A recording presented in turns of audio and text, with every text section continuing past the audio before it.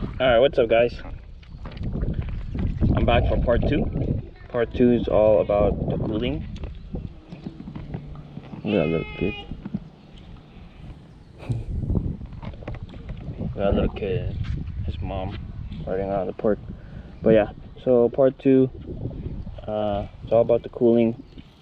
We're gonna start with the motor first, okay?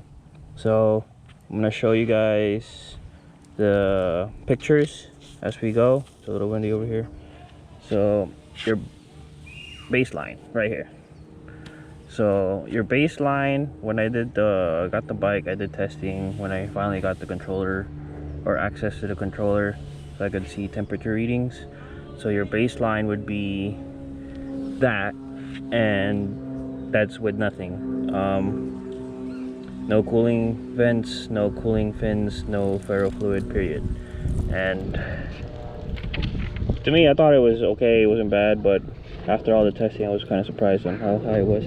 So yeah, and then before I even got the bike, I ordered the hub sinks from the Australian guys, I think. I'll link their website.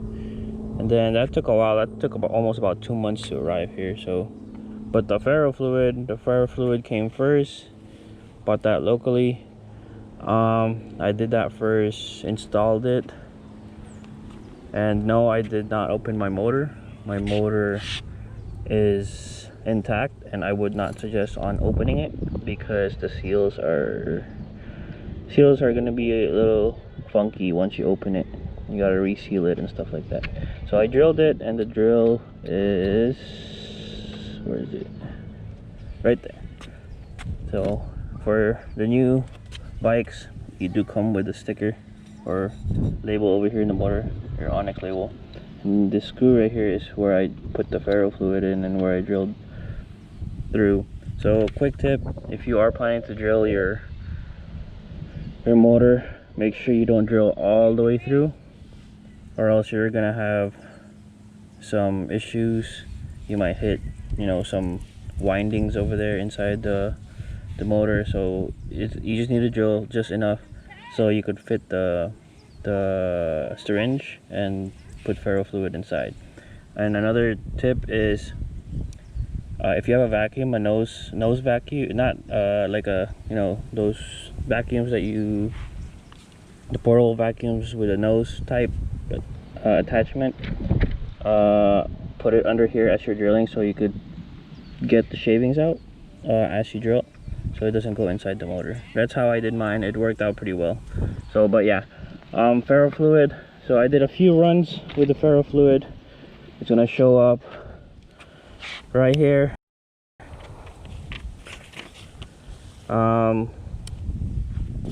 It dropped it significant. So what is it, about 10 to 14 degrees of a drop just by the ferrofluid itself. Okay, and then after the ferrofluid, I ran the hub sinks.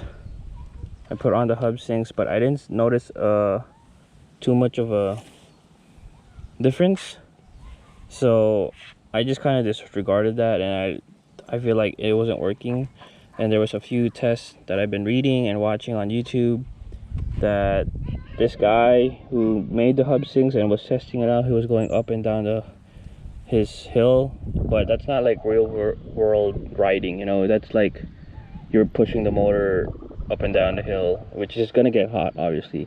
All my testings are based off my route. It's almost the same route on almost probably all of them except for maybe 2. It's the same route, same pace. I try to do the same pace until like towards the end where I know the cooling was working.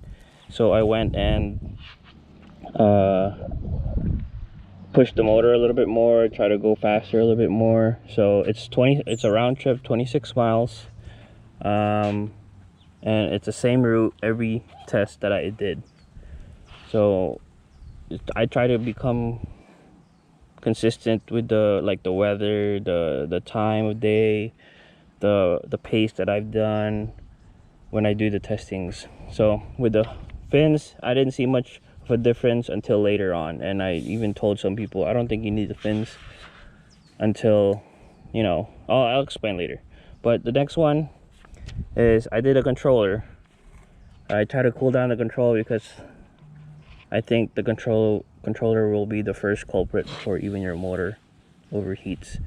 So the controller down here, there's a sealed compartment, so it gets pretty hot, and I was trying to figure out what can I do to make it cooler, and I was thinking of computers have heat sinks on them. So I installed a heat sink, and it looks like this, and it works. It dropped down a few degrees down, so I went from the baseline of 51 degrees around there, 51, 54, or, you know, low 50s, and then with the heat sink I dropped down to like high 40s, 49, 48, 47, that kind of thing. And then the heat, it really depends a lot on the weather.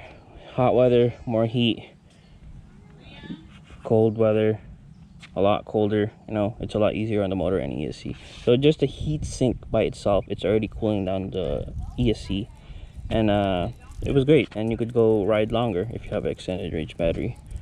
Then the following one is, of course, the vents, the vents. Shout out to Tim for making the STL file 3D printing. He made this after a little nudge by me, and the 3D print, this current 3D printed vents on my panel is from Turner, one of his first prints. Shout out to him. If you need your vents, give him a little message. The STL files are public. If you have a 3D printer, you could go and print it yourself, and then if you want, go Dremel the panel for yourself. So I've been planning or thinking about do a service for people out there that wants to do the vents. I'm more than willing to cut it for them, ship it to them, that kind of thing. The panels, extra panels, are 50 bucks from ONYX. It's pretty cheap. I was surprised. So I suggest you guys have extra panels. I have one at home, so I might do some custom coloring for that one, or, you know, if I don't want to run the vents on one day, I could just slap those in. So I don't know the logistics. Just message me, we could do something. I'll drill it out for you, put the vents if you want me to, then mail it to you. You just gotta pay shipping, that kind of thing. So just message me, we'll see. So with the vents, big news about the vents. That's the biggest difference I've done with the vents, is I can't get it to go over 50 degrees Celsius.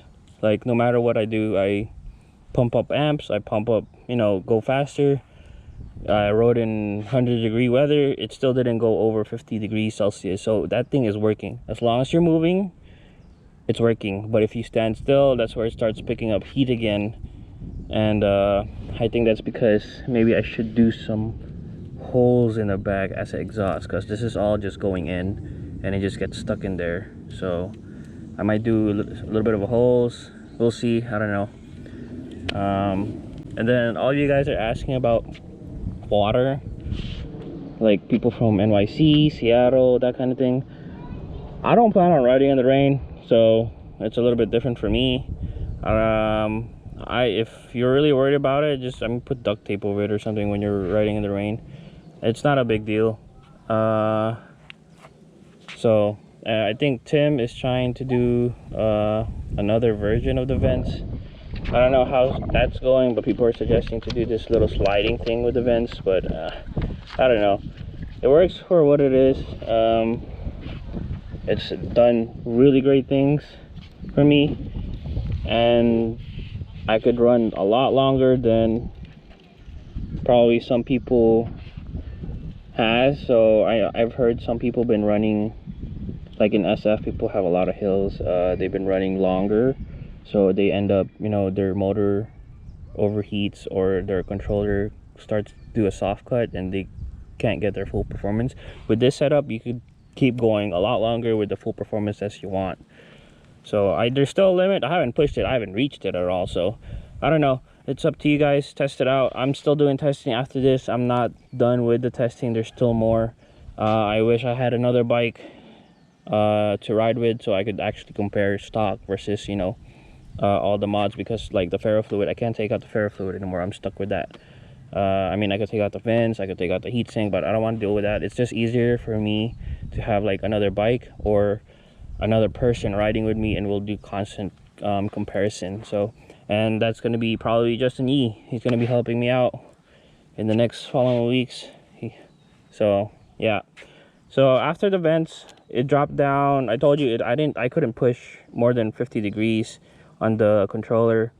The motor, I haven't went over 100 degrees Celsius, so even from the start of like the ferrofluid and the hub sinks. So this final result is the biggest difference that I ever seen from other bikes that was comparing with me. So other bikes I was riding, you know, with just, even before without the vents, they were running a little bit hotter than I am, which is normal, okay? And then last Saturday I went to ride with the LA ONYX crew, and I compared two bikes, my bike and this bike, and screenshots right here, and I will let you see that for a sec. It's a big difference. Motor temperature was 34 degrees of a difference. So I know that both bikes started in the same area, stopped in the same time, did the same pace, did the same route, did the same amount of miles, and then we stopped and compared temperatures. So it's a very big difference. Even the ESC was 12 degrees cooler. I don't know what else to say. It's do it if you're really concerned about the temperature of your motor and your ESC. I like to experiment, so that's the biggest comparison I've had, or the most updated comparison I have. I'll have more later in the future, and I'll update you guys as I go. The other interesting fact is I tested this same setup. We went to do the Ryan shoot for the race promo.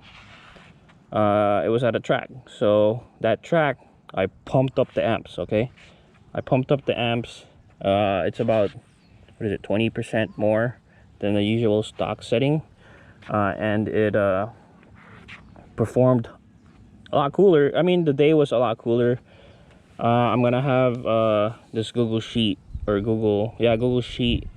posted at the end of the video, and you guys can compare all the numbers all at once. Yeah, it performed really well. So like those Australian racers that do e-bike racing, I think with the Suron and the ASI controllers, those guys, they need to do full thermal cooling in everywhere, motor and ESC. I mean, the ASI is mounted outside, and you have a built-in heatsink, so that helps. But I was trying to keep the ONYX RCR like looking stock as possible, without, you know, touching the internals, that kind of thing, and do what's cheap. And so far this setup is the only setup I've seen that works. So I've seen people up north, and I think Jerry Fung did it too. They mounted their controller in the back. That's the most efficient way to do it. If you're handy with the wires, you could just mount it in the back. That's where all the air is gonna get pushed at the controller, and you'll probably never overheat, most likely. So so my resolution for all this, I think you need to get ferrofluid for sure. The hub sinks, for an everyday rider, you don't need hub sinks. But if you are in SoCal, Arizona, where all the hot weather is, get the hub sinks. It's really useful. The first time that I felt this actually really hot was at last week when we had the 100-degree weather. Every other time it was just, you know, oh, okay, it's just there. So do that. The vents, I'll help you out if you're local. If you're out of state, hit me up, I'll do something. But yeah, And oh yeah, the other thing is, if you do plan getting on hub sinks, please make sure you have ferrofluid. Your hub sinks will not work unless you have ferrofluid. And FrenchToast did this little educational video where he teaches you why, and there's a few other YouTube videos on why you need the ferrofluid. So, and the other thing is, the hub sinks, they pretty much work, they start working around 90 degrees and above. Under that, the ferrofluid is enough. But if your motor is reaching around 90 degrees and above, that's where you wanna, you know, put these on. So, but yeah, that's for the thermal cooling results. I hope you guys learned something from it. Make sure you like, comment, and subscribe. Follow me. I'm trying to build my channel. It'll help me out a lot. Make sure follow my Instagram. I do post there a little bit of some data. So ONYX_2129. Go follow that real quick. And yeah, I'll see you guys later.